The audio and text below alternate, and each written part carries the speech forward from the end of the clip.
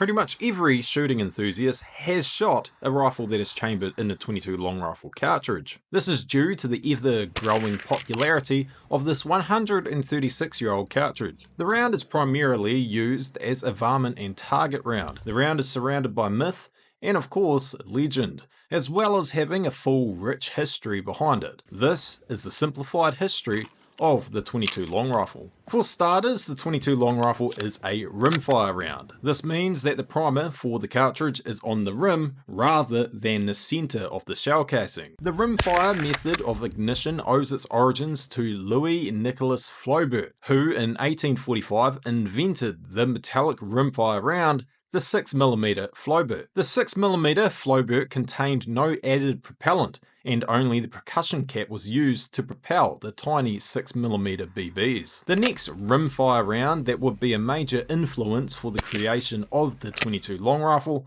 was the tiny .22 short. It was released in 1857 by Smith & Wesson. Smith & Wesson designed the round to go with their first ever revolver, the Smith & Wesson Model 1. The .22 short had obviously a larger case than the 6mm Flaubert, as well because of a larger projectile. In 1871, a major advancement towards the .22 long rifle came to be in the form of the .22 long. The .22 long is the closest comparable round to the .22 long rifle, given that the .22 long rifle uses the exact same case as the .22 long. However, the .22 long uses a smaller bullet, which is typically around 29 grains. These bullets shoot at around 1,000 feet per second. This is a huge advancement over the .22 short, which when shooting a 29 grain bullet, the .22 short would typically reach speeds of around 800 feet per second. During 1880, the next major advancement towards the .22 long rifle was the invention of the .22 extra long. The .22 extra long is reminiscent of the .22 Magnum round,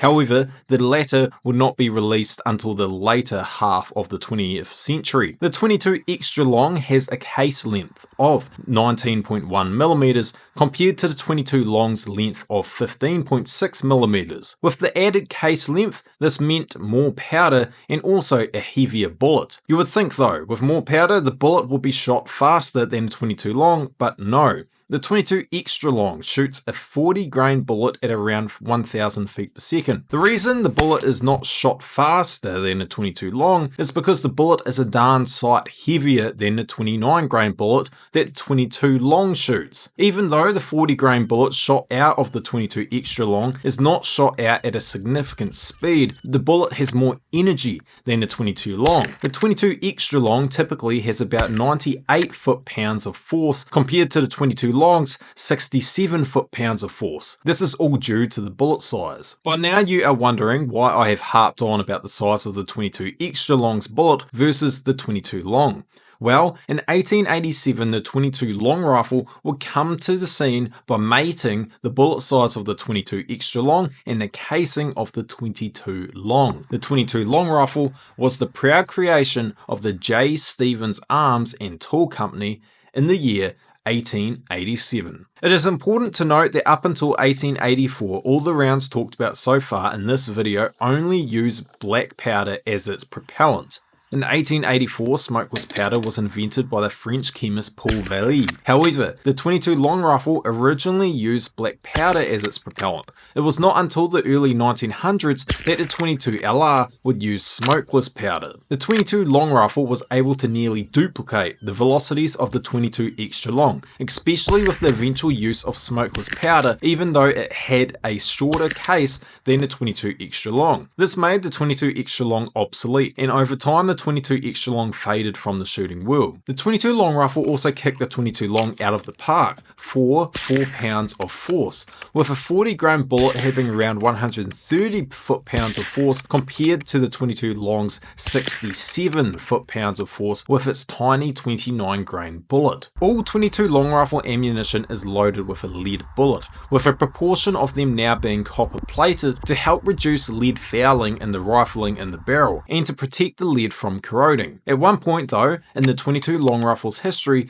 there were .22 long rifle full metal jacket cartridges, but these were training rounds for the US military during World War II. The reasons for the use of 22 long rifle FMJ rounds was so that the US military complied with the 1899 Hague Convention by using FMJ ammo. Since the 22 long rifle's inception, the round has achieved a well-deserved loyal following by all manner of shooters. This is due to multiple reasons, like the cartridge's wide array of projectile sizes, low cost, and its large variety of firearms that shoot the wee bugger of a round. In the early 1900s, the 22 long rifle really began to shine. Firstly, due to the round now using smokeless powder as its propellant, and the firearms manufacturers making a vast array of firearms chambered in 22 long rifle. In 1914, the first ever semi-automatic rifle chambered in 22 LR was produced, and that rifle was the Browning SA-22. In 1906, Winchester upgraded their popular slide-action rifle, the Winchester 1890, to accommodate the 22 long rifle. This new rifle would become the Winchester 1906, and with a production span from 1906 all the way to 1932, the company managed to produce over 730,000 units. In 1919, Winchester also released a 22 long rifle variant of the 1890. During the early half of the 20th century, a huge amount of various firearms were produced that utilized the 22 long rifle. However, it was not until the latter half of the 20th century that change for the 22 long rifle was on the horizon. Firstly was when the formula for smokeless powder changed to give cartridges more power. This increased the muzzle velocity substantially. Secondly was the experimentation that ammo manufacturers were having with bullet weights and sizes. Today there is an abundance for various bullet weights that obviously produce different outcomes. The traditional 22 long rifle rounds were all subsonic. When these rounds are accompanied with a rifle that has a suppressor, the shot sound is dampened so much that a lot of the time all you hear is the sound of the firing pin hitting the rim of the cartridges. These rounds shoot under 1,100 feet per second. Standard velocity rounds usually shoot from 1,100 feet per second all the way to 1,200 feet per second. High velocity rounds shoot around 1,200 feet per second to 1,400 feet per second, and hypervelocity rounds shoot typically from 1,500 to 1,700 feet per second. Hypervelocity bullets shot from 22 long rifle have a similar weight to the bullets that were shot from the 22 long and the 22 short, which is about 29 grains to 32 grains. One of the most popular hypervelocity rounds is the CCI Stinger, which shoots at about 1,600 feet per second, with a bullet weight of only 32 grains. My favourite rounds though are the CCI Subsonics, CCI Minimags, Browning BPR and the CCI Stingers. The Browning BPR is by far my favourite high velocity round because it has a 40 grain projectile that shoots at over 1,400 feet per second. Apart from some minor changes like bullet weights, propellants and firearms types that shoot the 22 long rifle, the cartridge has predominantly stayed the same. There is multiple reasons as to why the 22 long rifle is the world's most favourite round, from its low recoil and noise to its low cost. However, the 22 long rifle is here to stay for a very long time. Thank you all for watching. I'm Ben and this has been Doing Things. Please do subscribe, comment something and like this video. Also share this video with your mates or even my channel. Hit that notification bell and check out my links that are in the description below. And once again, thank you and goodbye.